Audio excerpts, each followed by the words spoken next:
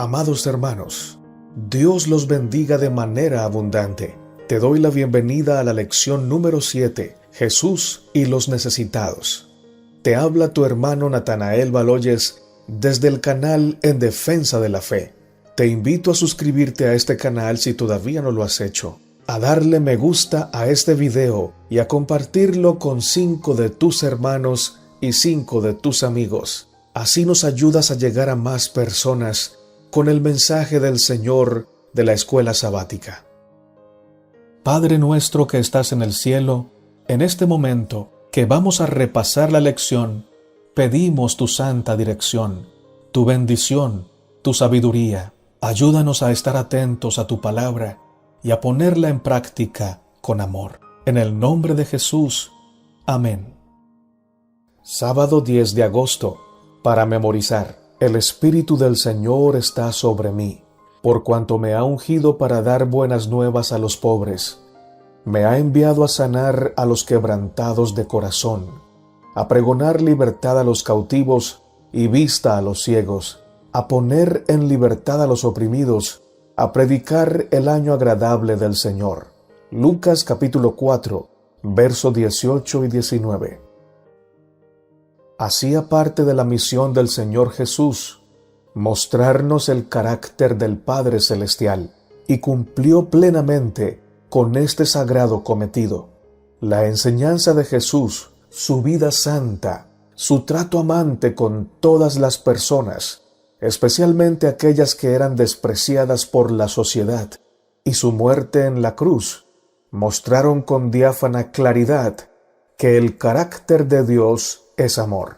La misión del Señor Jesús está enmarcada en los siguientes pasajes bíblicos. Juan 1:18 nos dice: a Dios nadie lo vio jamás. El unigénito Hijo que está en el seno del Padre, Él le ha dado a conocer.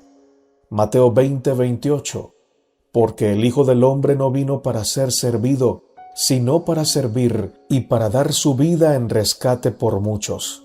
Isaías 61:1, el Espíritu de Jehová el Señor está sobre mí, porque me ungió Jehová, me ha enviado a predicar buenas nuevas a los abatidos, a vendar a los quebrantados de corazón, a publicar libertad a los cautivos y a los presos apertura de la cárcel.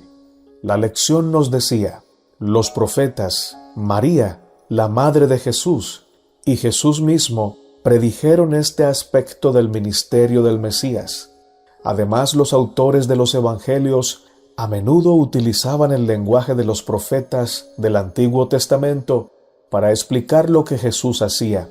Así, la vida de Jesús se ve claramente en la tradición de estos profetas, incluida su compasión por los pobres y los oprimidos.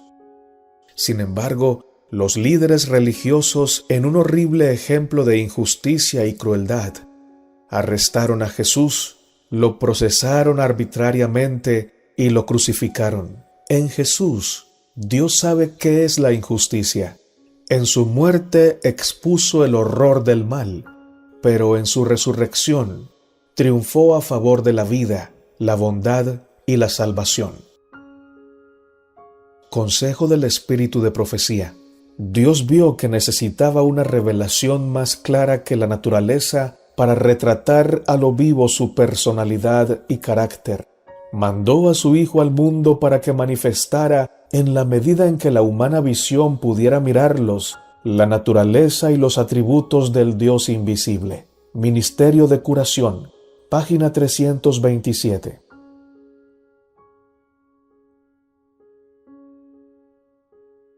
Lección para el día domingo, 11 de agosto. El Cántico de María. La buena noticia que el ángel Gabriel le dio a María llenó su corazón de gozo e inspiración. Había sido separada por Dios para llevar en su vientre al deseado de todas las gentes. Este gozo y responsabilidad fue acompañado por la presencia del Espíritu Santo, quien inspiró a María a cantar la gran salvación de Dios. Vamos a leer Lucas capítulo 1, versos 46 al 55. Observa la combinación de alabanzas entre lo que es importante para ella, porque me ha hecho grandes cosas el poderoso, santo es su nombre, Lucas 1:49, y lo que es importante en general. ¿Por qué nuestra alabanza y adoración a Dios incluyen tanto el énfasis personal como el general?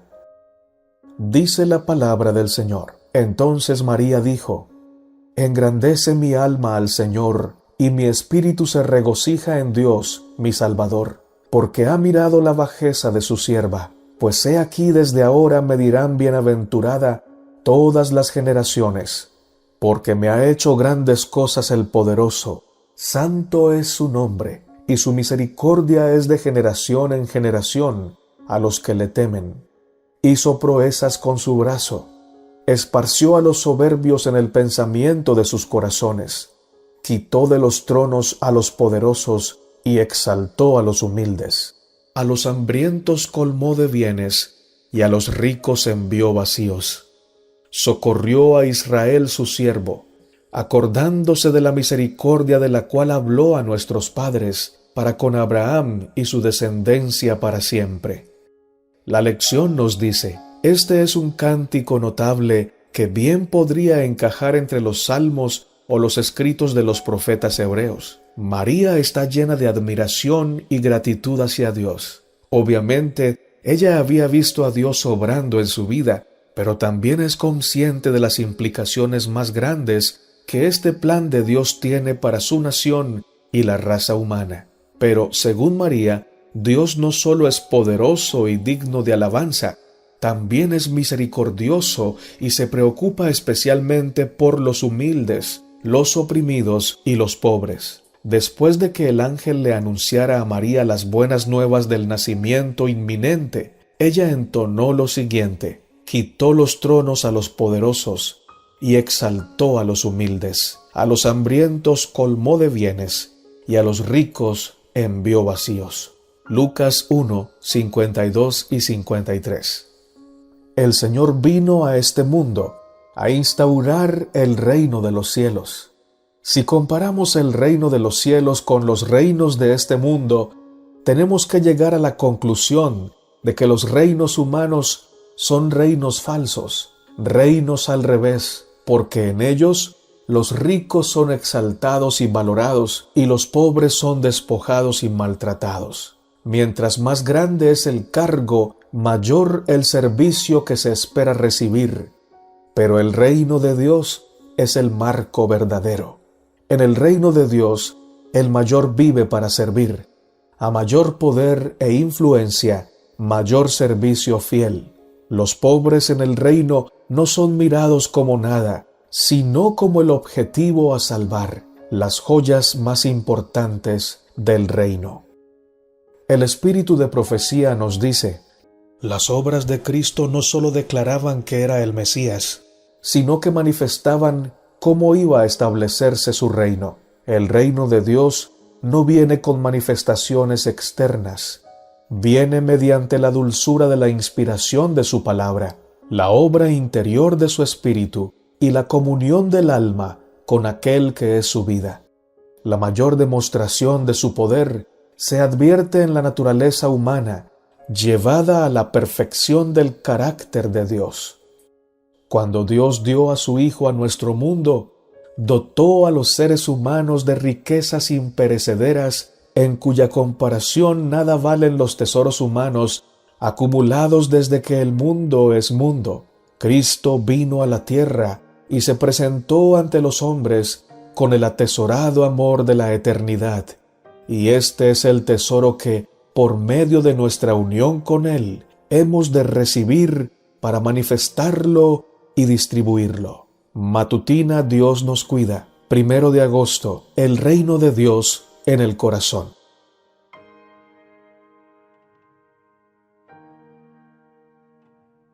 Lección para el día lunes, 12 de agosto. La declaración de misión de Jesús. Isaías 61, 1 al 2 nos dice: El Espíritu de Jehová el Señor está sobre mí, porque me ungió Jehová, me ha enviado a predicar buenas nuevas a los abatidos, a vendar a los quebrantados de corazón, a publicar libertad a los cautivos y a los presos apertura de la cárcel, a proclamar el año de la buena voluntad de Jehová y el día de venganza del Dios nuestro, a consolar a todos los enlutados. La lección nos dice, no sabemos si era la lectura asignada para el día o si Jesús buscó intencionalmente estos versículos en el rollo que se le dio para leer, pero no fue coincidencia que esos fueran el texto de su primer sermón público. Tampoco es coincidencia que la historia del breve sermón de Jesús en Lucas 4:16 al 21 inicie el registro de Lucas sobre el ministerio público de Jesús. Hoy se ha cumplido esta escritura delante de vosotros. Lucas 4:21. El Señor Jesús adoptó estos versículos de Isaías 61 como su declaración de misión. Su misión y su ministerio debían ser espirituales y prácticos, y Él demostraría que lo espiritual y lo práctico no están distantes entre sí como a veces suponemos. Para Jesús y sus discípulos, cuidar a la gente en el aspecto físico y práctico era al menos una parte de su preocupación por el estado espiritual. Fin de la cita.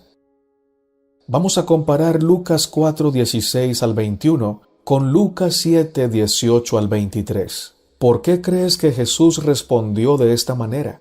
¿De qué forma responderías a preguntas similares sobre la divinidad de Jesús y su condición como Mesías?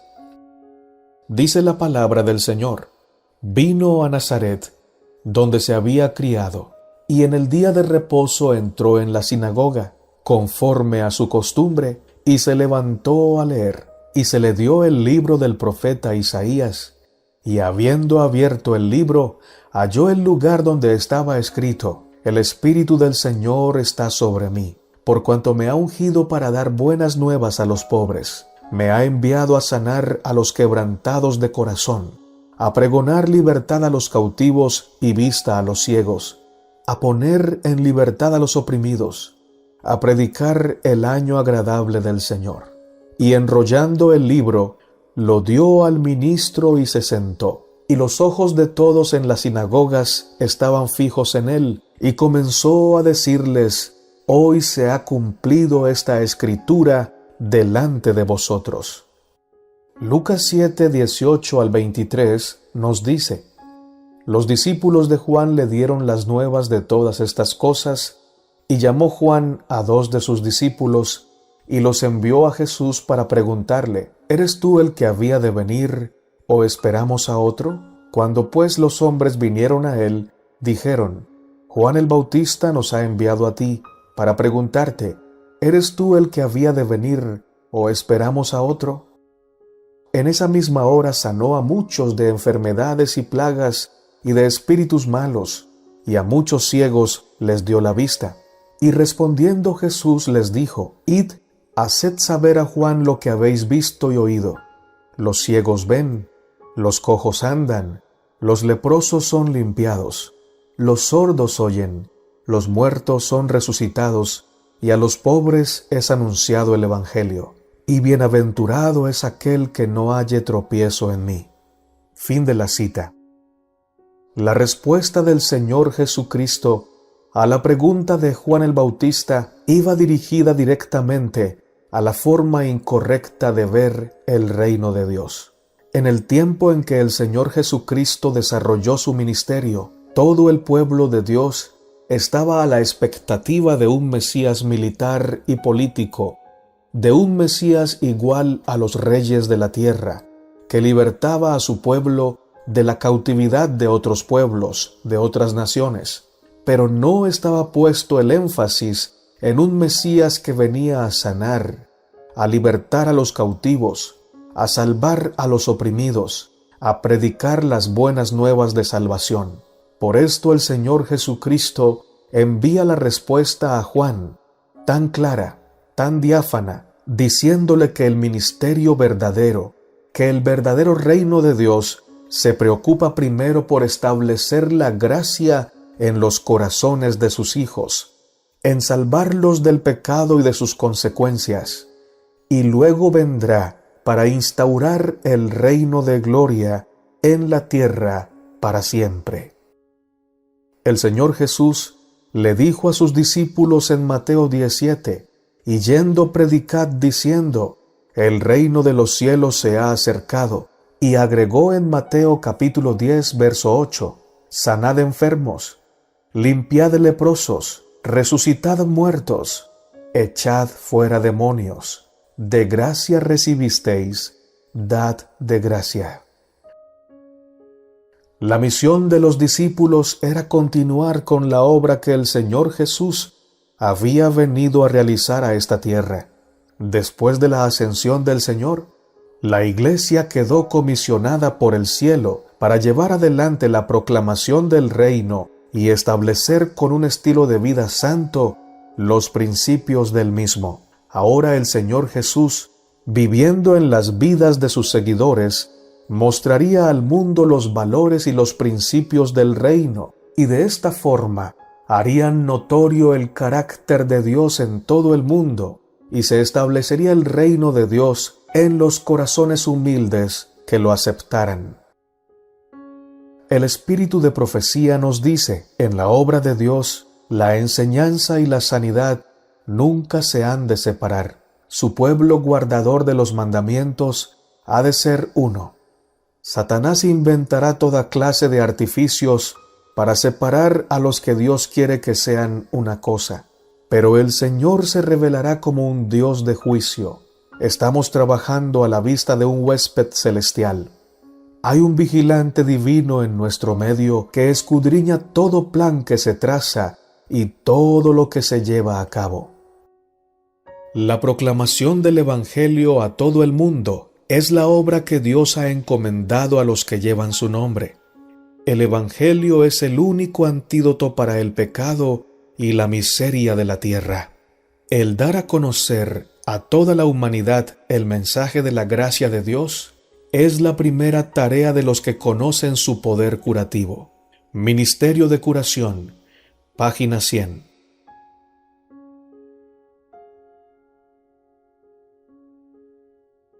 Lección para el día martes, 13 de agosto. Jesús sana. El Señor Jesús es el autor de la sanidad.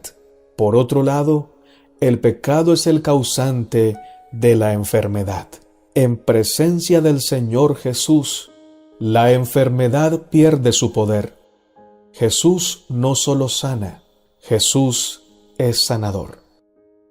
Marcos capítulo 5, 24 al 34 nos dice: Fue pues con él, y le seguía una gran multitud, y le apretaban.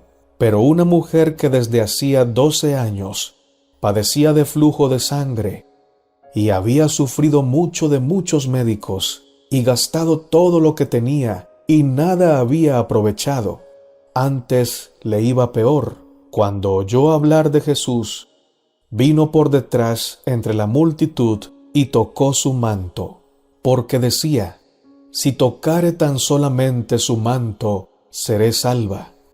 Y enseguida la fuente de su sangre se secó, y sintió en el cuerpo que estaba sana de aquel azote. Luego Jesús, conociendo en sí mismo el poder que había salido de él, volviéndose a la multitud, dijo: ¿Quién ha tocado mis vestidos? Sus discípulos le dijeron: ¿Ves que la multitud te aprieta y dices: ¿quién me ha tocado? Pero él miraba alrededor para ver quién había hecho esto. Entonces la mujer, temiendo y temblando, sabiendo lo que en ella había sido hecho, vino y se postró delante de él y le dijo toda la verdad. Y él le dijo: Hija, tu fe te ha hecho salva. Ve en paz y queda sana de tu azote. La lección nos dice: los evangelios están salpicados de historias de los milagros de Jesús, especialmente los de curación. Como Isaías había profetizado, sanaba a los ciegos y liberaba a los que habían sido cautivos de la enfermedad, a veces después de muchos años de sufrimiento. Pero él realizaba más que esto. Hacía que los cojos volvieran a caminar, sanaba a los leprosos, no solo con palabras, sino tocándolos, aunque eran impuros. Le hacía frente a los demonios que poseían la mente y el cuerpo de las personas, e incluso resucitaba a los muertos. Fin de la cita. El objetivo del Señor Jesús, al sanar a los enfermos, no era hacer de esto un show, o tener una razón poderosa para atraer a las multitudes. Es más, les decía a los sanados por su gracia que no lo contaran a nadie. El verdadero motivo del Señor al sanar a los quebrantados era que ellos pudieran encontrar salvación en Él, sanar más que su cuerpo, su ser entero, poner en armonía con el Padre Celestial a todos aquellos que encontraba en su camino, pues el Señor los buscaba para salvarlos. Mateo 14:14 dice: Saliendo Jesús, vio una gran multitud, y tuvo compasión de ellos, y sanó a los que de ellos estaban enfermos. Los milagros de Jesús en favor de la humanidad eran también una expresión de su compasión, del gran amor del Padre Celestial. La vida, el ministerio, los milagros y el sacrificio del Señor son una gran expresión del amor eterno con que Dios nos ama y de la santa voluntad que tiene para sanarnos y salvarnos. El Señor Jesús sufre con los que sufren y les otorga la victoria si creen en sus promesas y obedecen su palabra por la fe. Mateo 12:15 al 21 nos dice: Sabiendo esto, Jesús se apartó de allí, y le siguió mucha gente, y sanaba a todos, y les encargaba rigurosamente que no lo descubriesen, para que se cumpliese lo dicho por el profeta Isaías cuando dijo: He aquí mi siervo, a quien he escogido, mi amado, en quien se agrada mi alma. Pondré mi espíritu sobre él, y a los gentiles anunciará juicio. No contenderá ni voceará, ni nadie oirá en las calles su voz. La caña cascada no quebrará, y el pábilo que humea no apagará, hasta que saque a victoria el juicio, y en su nombre esperarán los gentiles.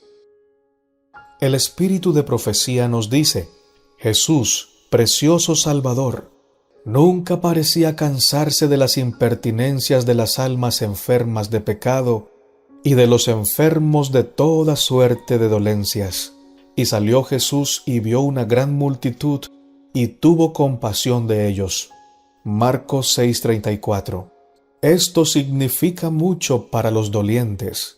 Él identificó sus intereses con los de ellos, compartió sus cargas, sintió sus temores, tenía una anhelante compasión que era dolor para el corazón de Cristo. Matutina a fin de conocerle, página 48.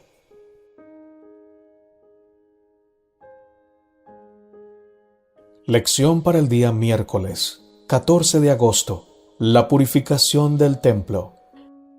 Jesús siempre manifestó un carácter íntegro y lleno de amor. Algunos equivocadamente creen que el amor nunca se llena de ira. Pero esto no es un mensaje bíblico. La ira de Jesús está bien documentada en los Evangelios y en el Apocalipsis. Lo que sí debemos decir es que el amor no experimenta ira caprichosa, vengativa y egoísta. Es decir, el amor verdadero se aira no como se aira el hombre, no con ira humana, sino con ira santa, ira justa, ira amorosa. La ira de Jesús se manifiesta contra el pecado y contra toda injusticia de los hombres.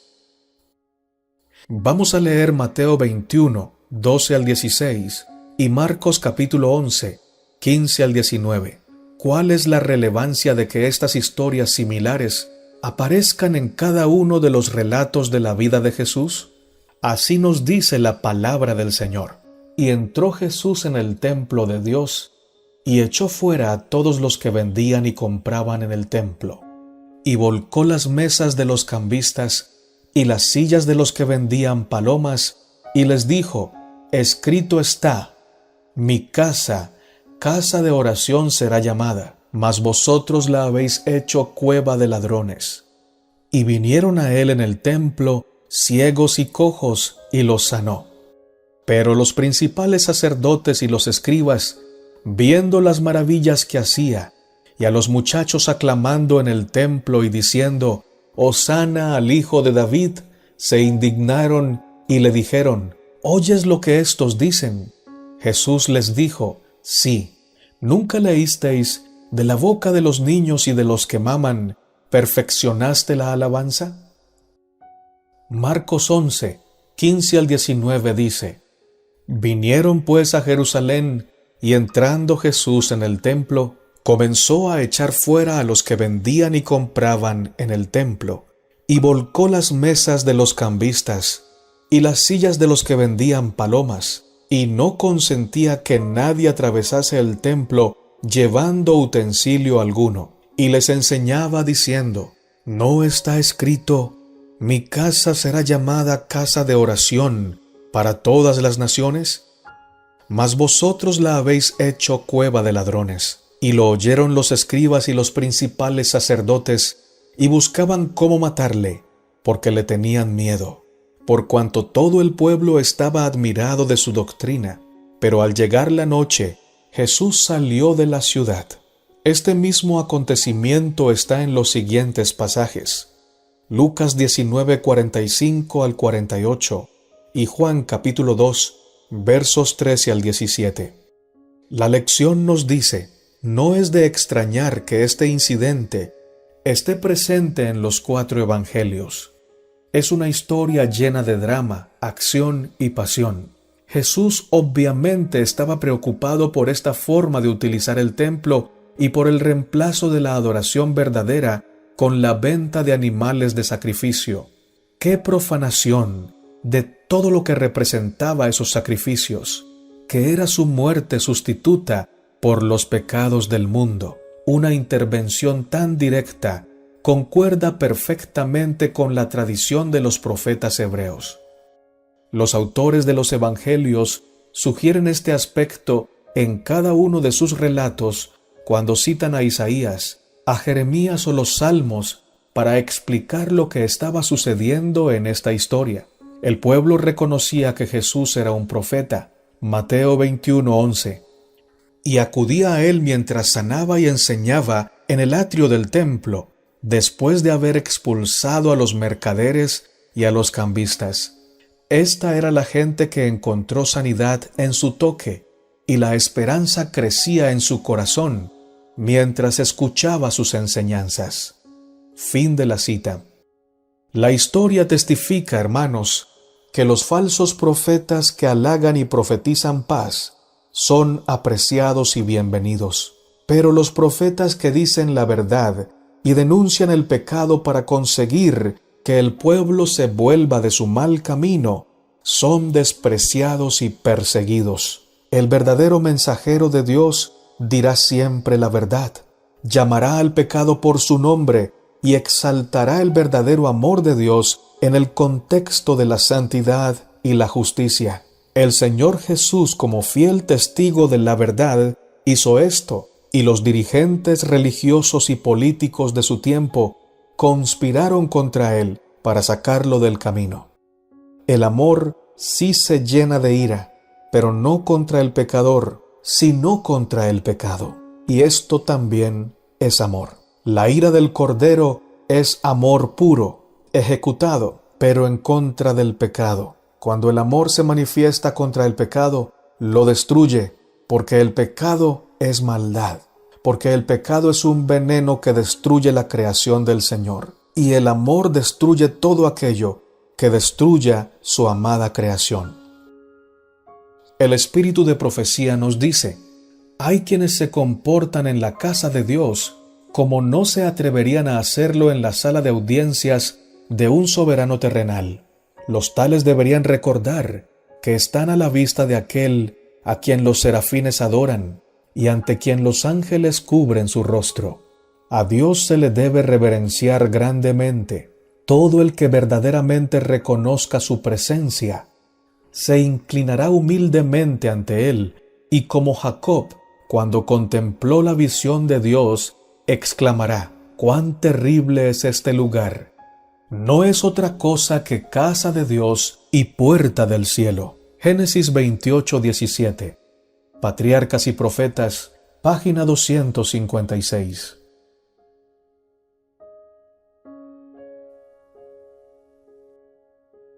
Lección para el día jueves, 15 de agosto. La cruz de Cristo. Filipenses capítulo 2, versos 5 al 9, dice: «Haya pues en vosotros este sentir que hubo también en Cristo Jesús, el cual siendo en forma de Dios, no estimó el ser igual a Dios como cosa a que aferrarse, sino que se despojó a sí mismo, tomando forma de siervo, hecho semejante a los hombres, y estando en la condición de hombre, se humilló a sí mismo, haciéndose obediente hasta la muerte y muerte de cruz, por lo cual Dios también le exaltó hasta lo sumo, y le dio un nombre que es sobre todo nombre». Isaías 53, 3 al 6 dice: «Despreciado y desechado entre los hombres, varón de dolores, experimentado en quebranto, y como que escondimos de él el rostro, fue menospreciado y no lo estimamos. Ciertamente llevó él nuestras enfermedades y sufrió nuestros dolores, y nosotros le tuvimos por azotado, por herido de Dios y abatido. Mas él herido fue por nuestras rebeliones, molido por nuestros pecados. El castigo de nuestra paz fue sobre él, y por su llaga fuimos nosotros curados. Todos nosotros nos descarriamos como ovejas, cada cual se apartó por su camino, mas Jehová cargó en él el pecado de todos nosotros». Fin de las citas. La cruz de Cristo nos enseña muchas lecciones sobre la bondad de Dios, sobre su generoso corazón y su amor para los que están en sufrimiento. Él no solo vino a salvarnos, Él también vino a sufrir con nosotros, a decirnos que después del sufrimiento más cruel llega la mayor gloria. En la cruz de Cristo vemos la infinita manifestación de la gracia del Dios eterno, pero también vemos la profunda manifestación del pecado, el egoísmo y los celos del hombre. Por un lado vemos a Dios muriendo por amor al hombre, por otro lado vemos al hombre haciendo sufrir a Dios con injusticia, con maldad y por celos.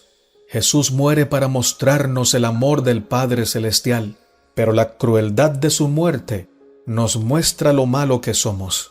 Fui yo quien lo crucificó. Fueron mis pecados los que le causaron tanto dolor.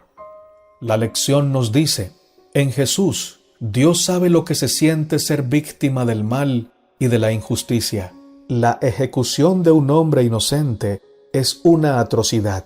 Mucho más el asesinato de Dios. Dios se identificó tanto con nosotros en nuestra condición caída que no podemos dudar de su simpatía, compasión y fidelidad, porque no tenemos un sumo sacerdote que no pueda compadecerse de nuestras debilidades, sino uno que fue tentado en todo según nuestra semejanza, pero sin pecado. ¡Qué revelación del carácter de nuestro Dios! ¿Cómo empezar siquiera a abarcar con nuestra mente las buenas nuevas de Dios que la cruz representa? Fin de la cita. El espíritu de profecía nos dice: la revelación del amor de Dios está centrada en la cruz. No hay lengua capaz de expresar su significado pleno, ni pluma capaz de transcribirlo. La mente del hombre no puede comprenderlo. Mirando la cruz del Calvario, solo podemos decir: porque de tal manera amó Dios al mundo, que ha dado a su Hijo unigénito, para que todo aquel que en Él cree no se pierda, mas tenga vida eterna. Juan 3:16. Cristo crucificado por nuestros pecados, Cristo resucitado de los muertos, Cristo ascendido a lo alto, es la ciencia de la salvación que hemos de aprender y enseñar. Testimonios para la Iglesia, tomo 8, página 302. Lección para el día viernes 16 de agosto. Para estudiar y meditar. Lee en las pisadas del Maestro, en el Ministerio de la Bondad, página 121 hasta la 128. Y el capítulo Días de Ministerio Activo en el libro El Ministerio de Curación, página 19 hasta la 32. Y Cristo purifica de nuevo el templo. Y el capítulo En el Tribunal de Pilato, en el deseado de todas las gentes, página 540 hasta la 670 y 671 hasta la 678. Dios ha dado evidencias contundentes en su palabra de que castigará a los transgresores de su ley. Los que se crean ilusiones de que Él es demasiado misericordioso para ejecutar su justicia contra los pecadores, solo tienen que mirar a la cruz del Calvario. La muerte del Inmaculado Hijo de Dios testifica que la paga del pecado es muerte, que toda violación de la ley de Dios debe recibir su justa retribución. Cristo, que era sin pecado, se hizo pecado por causa del hombre, cargó con la culpabilidad de la transgresión y el ocultamiento del rostro de su Padre, hasta que su corazón fue destrozado y su vida aniquilada. Hizo todos esos sacrificios con el fin de que el pecador pudiese ser redimido. De ninguna otra manera podía liberarse el hombre de la penalidad del pecado, y toda alma que rehúse llegar a ser participante de la expiación conseguida a tal precio, debe cargar en su propia persona con la culpabilidad y el castigo por la transgresión. Conflicto de los siglos, página 528 y 529. Los discípulos de Cristo han de ser la luz del mundo, pero Dios no les pide que hagan esfuerzo alguno para brillar. No aprueba los intentos llenos de satisfacción propia para ostentar una bondad superior. Desea que las almas sean impregnadas de los principios del cielo, pues entonces al relacionarse con el mundo, manifestarán la luz que hay en ellos. Su inquebrantable fidelidad en cada acto de la vida será un medio de iluminación. Ministerio de Curación, capítulo llamado Días de Ministerio Activo. Resumen de la lección. Todas las profecías del Antiguo Testamento tocantes al ministerio de Jesús en favor de la humanidad y su sacrificio expiatorio se cumplieron, y este cumplimiento fue registrado en los Evangelios. El Señor predicó las buenas noticias de la salvación, tanto a ricos como a pobres. Prodigó amor y salud para los quebrantados. Libertó a los cautivos y exaltó la ley de Dios en su verdadero carácter. El eterno Dios experimentó en carne propia las injusticias de la humanidad, pero gracias a su vida, muerte y resurrección, podemos ser participantes del don de la vida eterna si aceptamos su amor y obedecemos su palabra. Vamos a orar para terminar. Misericordioso Padre que habitas en el cielo, gracias Señor por tu gran amor, gracias por tu santa palabra, gracias por el don infinito que se nos dio en Cristo Jesús, y gracias por su gran manifestación de humildad, de abnegación y de entrega total. En este momento clamamos a ti para que perdones nuestros pecados, para que cambies nuestro corazón, para que nos des una mente llena de tu Espíritu Santo, una vida en la cual se manifieste la santidad, la firmeza, el amor y la generosidad del cielo, para brindar a nuestros hermanos necesitados nuestra mayor ayuda. Pongo también en tus manos cada una de las peticiones escritas por mis hermanos en los comentarios de los videos. Gracias porque tú provees para cada uno de ellos según su necesidad, y lo primero que les provees es tu paz, tu presencia, tu gran amor, tu abrazo, para que sepan que con tu presencia y con tu amor les darás también todas las cosas que ellos piden, si son para la gloria de tu nombre y para beneficio de sus vidas espirituales. En el nombre de Cristo Jesús hemos orado. Amén, Señor.